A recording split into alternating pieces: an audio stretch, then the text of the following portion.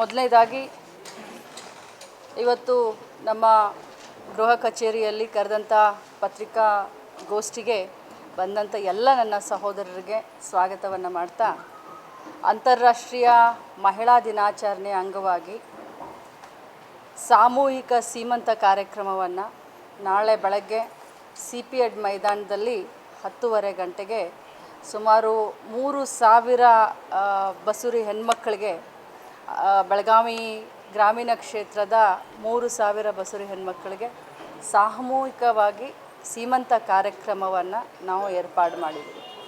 ಇದು ಸರ್ಕಾರಿ ಕಾರ್ಯಕ್ರಮ. ಇದರ ಜೊತೆಗೆ ವಿಶ್ವ ಹಿರಿಯ ನಾಗರಿಕರ ದಿನಾಚರಣೆ ಅಂಗವಾಗಿ ಅನೇಕ ವಿಶ್ವ ಹಿರಿಯ ನಾಗರಿಕರ ದಿನಾಚರಣೆಯ ಅಂಗವಾಗಿ ಏರ್ಪಡಿಸಿದಂಥ ಅನೇಕ ಆಟಗಳಿರಬಹುದು, ಅನೇಕ ಕಾಂಪಿಟೇಷನ್ನಲ್ಲಿ ಗೆದ್ದಂಥ ಎಲ್ಲ ಹಿರಿಯ ನಾಗರಿಕರಿಗೆ ಸತ್ಕರಿಸುವಂಥ ಒಂದು ಕಾರ್ಯಕ್ರಮ.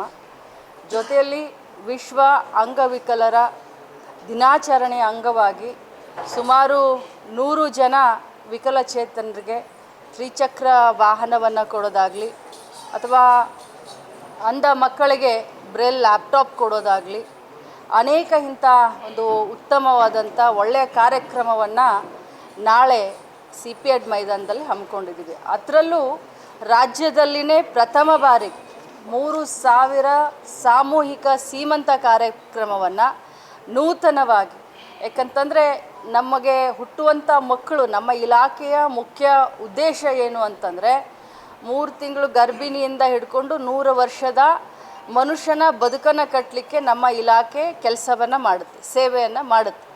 ಸೊ ಅದರಲ್ಲೂ ಕೂಡ ಸದೃಢವಾದಂಥ ಮಕ್ಕಳು ನಮ್ಮ ಸಮಾಜದಲ್ಲಿ ಹುಟ್ಟಲಿ ಅನ್ನುವಂಥ ಪೌಷ್ಟಿಕಾಂಶವನ್ನು ಕೊಟ್ಕೊಂಡು ಏನು ನಾವು ನಮ್ಮ ಇಲಾಖೆಯಿಂದ ಸಾಮಾಜಿಕ ರಾಜ್ಯದ ಮಹಿಳೆಯರ ಸೇವೆಯನ್ನು ಮಾಡ್ತೀವಿ. ಸೊ ಈ ಸೀಮಂತ ಕಾರ್ಯಕ್ರಮ ವಿಶೇಷವಾಗಿ ಹುಟ್ಟುವಂಥ ಮಗ ಆರೋಗ್ಯಪೂರ್ಣವಾಗಿರಲಿ ಮತ್ತು ತಾಯಿ ಆರೋಗ್ಯವಾಗಿರಲಿ, ಜೊತೆಯಲ್ಲಿ ತಾಯಿಯ ಮಾನಸಿಕತೆ ವಿಕಸನಗೊಳ್ಳಿ, ಒಂದು ದಿನ ನಮ್ಮ ಇಲಾಖೆಯ ಜೊತೆ ಅವರು ಸಂತೋಷದಿಂದ ಇರಲಿ ಅಂತ ಹೇಳಿ ಬಹಳಷ್ಟು ವಿಶೇಷವಾದಂಥ ಕಾರ್ಯಕ್ರಮವನ್ನು ಮೊದಲನೇ ಬಾರಿಗೆ ನಾವು ರಾಜ್ಯದಲ್ಲಿ ನಾಳೆ ಬೆಳಗಾವಿನಲ್ಲಿ ಮಾಡ್ತಾಯಿದ್ದೀವಿ. ಅನೇಕ ಸ್ತ್ರೀ ಶಕ್ತಿ ಗುಂಪುಗಳ ಮಳಿಗೆಗಳು 5 ಜಿಲ್ಲೆಯಿಂದ, ಇದು ವಿಭಾಗೀಯ ಮಟ್ಟದ ಸ್ತ್ರೀ ಶಕ್ತಿ ಸಂಘಗಳಿಗೆ ಒಂದು ಅವಕಾಶವನ್ನು ನಾನು ಕೊಟ್ಟಿದ್ದೀನಿ. 5 ಜಿಲ್ಲೆಯಿಂದ ಬೆಳಗಾವಿಗೆ ಬಂದು ಅವರು ಮಾಡಿದಂಥ ವಸ್ತು ಪ್ರದರ್ಶನವನ್ನು ಕೂಡ, ಮಳಿಗೆಗಳ ಉದ್ಘಾಟನೆ ಕೂಡ ಇದೆ. ಮತ್ತು ರಾಜ್ಯದಲ್ಲಿ ಏನು ನಾವು ಪ್ರತಿ ಬಾರಿ ವಿಶ್ವ ಮಹಿಳಾ ದಿನಾಚರಣೆ ಅಂಗವಾಗಿ ನಮ್ಮ ಇಲಾಖೆಯಿಂದ ಕಿತ್ತೂರು ರಾಣಿ ಚೆನ್ನಮ್ಮನ ಪ್ರಶಸ್ತಿಯನ್ನು ಕೊಡ್ತೀವಿ. ಆ ಒಂದು ಪ್ರಶಸ್ತಿಗೆ ಭಾಜನ ಆದಂಥವ್ರಿಗೂ ಕೂಡ ನಾಳೆ ನಾವು ಸತ್ಕಾರವನ್ನು ಮಾಡ್ತಾಯಿದ್ದೀವಿ. ಅನೇಕ ಬೇರೆ ಬೇರೆ ಕ್ಷೇತ್ರಗಳಲ್ಲಿ ಏನು ಸಾಧನೆಯನ್ನು ಮಾಡಿದಂಥ ಮಹಿಳೆಯರನ್ನು ಮತ್ತು ಹಿರಿಯರನ್ನು ಮತ್ತು ಮಕ್ಕಳನ್ನು ಕರೆದು ವಿಶೇಷವಾಗಿ ಅವರಿಗೆ ಸತ್ಕಾರ ಮಾಡುವಂಥ ಕಾರ್ಯಕ್ರಮ ಇದೆ. ಈ ಕಾರ್ಯಕ್ರಮದಲ್ಲಿ ಜಿಲ್ಲೆಯ ಎಲ್ಲ ಶಾಸಕರಿಗೆ ಆಹ್ವಾನವನ್ನು ಕೊಟ್ಟಿದ್ದೀವಿ. ಜಿಲ್ಲಾ ಉಸ್ತುವಾರಿ ಸಚಿವರು ಕೂಡ ಈ ಕಾರ್ಯಕ್ರಮಕ್ಕೆ ಭಾಗವಹಿಸ್ತಾ ಇದ್ದಾರೆ. ಸೊ ಒಂದು ವಿಶೇಷವಾದಂಥ ಒಂದು ಕಲ್ಪನೆಯನ್ನು ಇಟ್ಟುಕೊಂಡು ಪ್ರತಿ ಬಾರಿ ಒಂದು ಹೊಸತನವನ್ನು ವಿಚಾರ ಮಾಡುವಂಥ ನನಗೆ ಯಾವತ್ತಿದ್ರೂ ಕೂಡ ತಮ್ಮ ಸಹಕಾರ ಇರಲಿ, ತಮ್ಮ ಪ್ರಚಾರ ಇರಲಿ, ಈ ಒಂದು ವಿಷಯಕ್ಕೋಸ್ಕರ ತಮ್ಮನ್ನೆಲ್ಲರನ್ನು ಇವತ್ತು ನಾನು ಪತ್ರಿಕಾ ಮಾಧ್ಯಮಕ್ಕೆ ಕರೆದಿದ್ದೀನಿ. ಖಂಡಿತವಾಗ್ಲೂ, ಯಾಕಂದರೆ ಸೀಮಂತ ಕಾರ್ಯಕ್ರಮ ಅಂತಂದರೆ ಮಹಿಳೆಯರಿಗೆ ನಾವು ಎಲ್ಲ ರೀತಿಯಾದಂಥ ಕಾರ್ಯಕ್ರಮವನ್ನು ಮಾಡಬೇಕಾಗತ್ತೆ.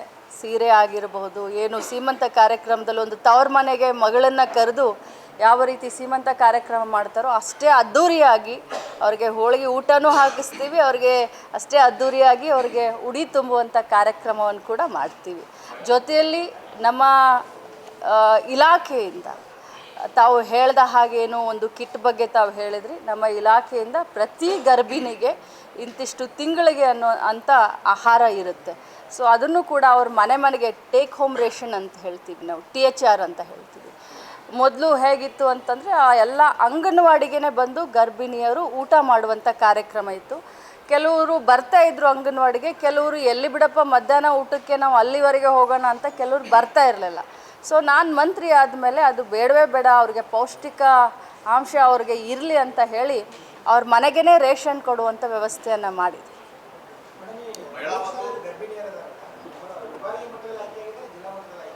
ಜಿಲ್ಲಾ ಮಟ್ಟನೂ ಇಲ್ಲ, ವಿಭಾಗೀಯ ಮಟ್ಟದಿಲ್ಲ, ಪ್ಯೂರ್ಲಿ ನನ್ನ ಕ್ಷೇತ್ರದವರಿದ್ದಾರೆ. ಸೊ ಸಾಂಕೇತಿಕವಾಗಿ ಅಂದರೆ ಇದು ಪ್ರಥಮ ಒಂದು ಏನು ಹೇಳ್ತಾರೆ ಪ್ರಯತ್ನ ಅಂತ ಹೇಳಬೇಕು.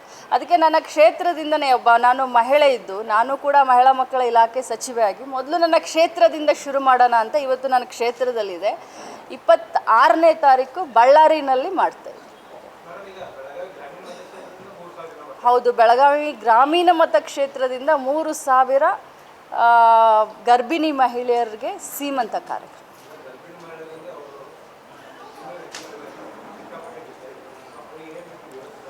ಜರ್ಮನಿ ಟೆಂಟನ್ನು ಅದಕ್ಕೋಸ್ಕರ ಹಾಕ್ಸಿದ್ದೀನಿ. ಭಾಳ ಬಿಸಿಲಿರುತ್ತೆ ಅಂತ, ನೀರಿನ ವ್ಯವಸ್ಥೆ ಇದೆ. ಅವರಿಗೆ ಬರಬೇಕಾದ್ರೆ ನಮ್ಮ ಅಂಗನವಾಡಿ ಕಾರ್ಯಕರ್ತರಿಗೆ ಹೇಳಿದ್ದೀವಿ, ಗ್ಲುಕೋಸ್ ಪ್ಯಾಕೆಟ್ನ ಕೊಡಬೇಕು, ಬಿಸ್ಕೆಟನ್ನು ಕೊಡಬೇಕು, 1 ಲೀಟ್ರ್ ಬಿಸ್ಲರಿ ನೀರನ್ನು ಕೊಡಬೇಕು. ಎಲ್ಲ ಕಾರ್ಯಕ್ರಮ ಮುಗಿದ ಮೇಲೆ ಅವ್ರಿಗೆ ಹೋಳಿಗೆ ಊಟ ಕೂಡ ಹಾಕಿಸಿ ಪ್ರೀತಿಯಿಂದ ಕರ್ಕೊಂಡು ಬರ್ತೀವಿ, ಪ್ರೀತಿಯಿಂದ ಬೆಳ್ಕೊಡ್ತೀವಿ. ಅವ್ರನ್ನ ಮನೆಯಿಂದ ಕರ್ಕೊಂಡು ಬಂದು ಮನೆಗೆ ಕಳಿಸೋವರೆಗೂ ಕೂಡ ನಮ್ಮ ಅಂಗನವಾಡಿ ಕಾರ್ಯಕರ್ತರು ಅವ್ರ ಜೊತೆಯಲ್ಲಿ.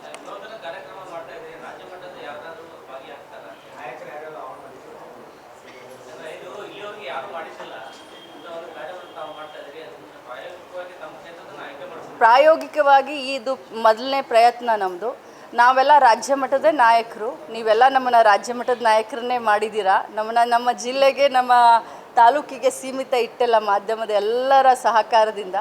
ಸತೀಶ್ ಜಾರಕಿಹೊಳಿಯವರು ನಾವು ಅಂತಂದರೆ ರಾಜ್ಯ ಮಟ್ಟದ ನಾಯಕರೇ ಅಂತ ಹೇಳಿ.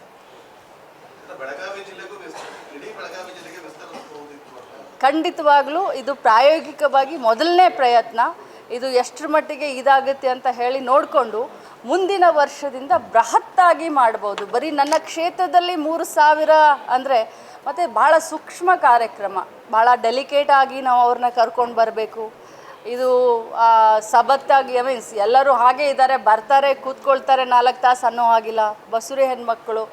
ಸೊ ಪ್ರಾಯೋಗಿಕವಾಗಿ ಇದನ್ನು ಎಷ್ಟು ಇದು ಸಕ್ಸಸ್ ಆಗುತ್ತೆ ಅನ್ನೋದನ್ನ ನೋಡಿಕೊಂಡು ಜಿಲ್ಲಾ ಮಟ್ಟದಲ್ಲಾಗಿರ್ಬೋದು, ಮುಂಬರುವಂಥ ದಿನದಲ್ಲಿ ವಿಭಾಗೀಯ ಮಟ್ಟಕ್ಕೆ, ಯಾಕಂದರೆ travel is also counts. So ಬರೀ ತಾಲೂಕು ಮಟ್ಟದಲ್ಲಿ ಅಷ್ಟೇ ಮಾಡಬೇಕಾ, ಇಡೀ ರಾಜ್ಯದಲ್ಲಿನ ಅಥವಾ ಜಿಲ್ಲಾ ಮಟ್ಟದ ಮಾಡಬೇಕು? ಇದು ಒಂದು ಪ್ರಯತ್ನ, ಮೊದಲನೇ ಪ್ರಯತ್ನ.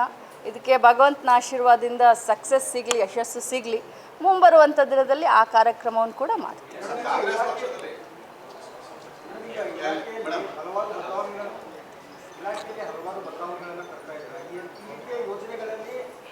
ಅಂಗನವಾಡಿ ಕಾರ್ಯಕರ್ತರು ಮತ್ತು ಸಹಾಯಕರ ಪಾತ್ರ ಬದಲಾಗಿರುತ್ತೆ. ಸೊ ನಿವೃತ್ತ ಅಂಗನವಾಡಿ ಕಾರ್ಯಕರ್ತರು ಮತ್ತು ಸಹಾಯಕರಿಗೆ ಗ್ರ್ಯಾಚುಯಿಟಿ ನೀಡುವ ಸಂಬಂಧವನ್ನು ಮಾಡಿದ್ದಾರೆ. ಈಗಾಗಲೇ ನಾವು ಮಾರ್ಚ್ 8ನೇ ತಾರೀಕು ಸಾಂಕೇತಿಕವಾಗಿ 4 ಜನರಿಗೆ ಗ್ರ್ಯಾಚುಯಿಟಿಯನ್ನು ಕೊಟ್ಟಿದ್ದೇವೆ. ನಮ್ಮ ಅಂಗನವಾಡಿ ಕಾರ್ಯಕರ್ತರು ಸಹಾಯಕರ ಬೇಡಿಕೆ ಏನು ಅಂತಂದರೆ 2011ಕ್ಕೆ ಅವರೇನು ಪ್ರಥಮ ಬಾರಿಗೆ ಅವರು ರಿಟೈರ್ಡ್ ಆದರು. ಮುಂಚೆ ಹೇಗಾಗಿತ್ತು, 2011ಕ್ಕಿಂತ ಮುಂಚೆ ಅವ್ರಿಗೆ ರಿಟೈರ್ಮೆಂಟ್ ಪೀರಿಯಡ್ ಇರಲಿಲ್ಲ, ಫಿಕ್ಸ್ ಆಗಿರಲಿಲ್ಲ. 1975ನೇ ಇಸ್ವಿನಲ್ಲಿ ಇಂದಿರಾ ಗಾಂಧೀಜಿಯವರ ಈ ಒಂದು ನರಸೀಪುರ ಮೈಸೂರಿನಲ್ಲಿ ಅಂಗನವಾಡಿಯನ್ನು ಪ್ರಥಮ ಬಾರಿಗೆ ಶುರು ಮಾಡಿದರು. ಅಲ್ಲಿಂದ ಕೆಲಸ ಮಾಡಿದವರು 2011ರವರೆಗೆ ಅವ್ರಿಗೆ ಇದೇ ವಯಸ್ಸಿಗೆ ನೀವು ರಿಟೈರ್ಡ್ ಆಗಬೇಕು ಅಂತ ಕಾನೂನು ಇರಲಿಲ್ಲ. ಬಟ್ 2011ಕ್ಕೆ ಬಂದ ಮೇಲೆ ಅವ್ರ ರಿಟೈರ್ಮೆಂಟ್ ಸ್ಟಾರ್ಟ್ ಆಯಿತು. ಸೊ ಅವರ ಬೇಡಿಕೆ 2011ರಿಂದ ನಮಗೆ ಕೊಡಿ ಅಂತ. ಆದರೆ 2023 ಫೆಬ್ರವರಿ 17ರಂದು ಬೊಮ್ಮಾಯಿ ಅವರ ಸರ್ಕಾರ ಒಂದು ಡಿಸಿಷನ್ ಮಾಡಿತು.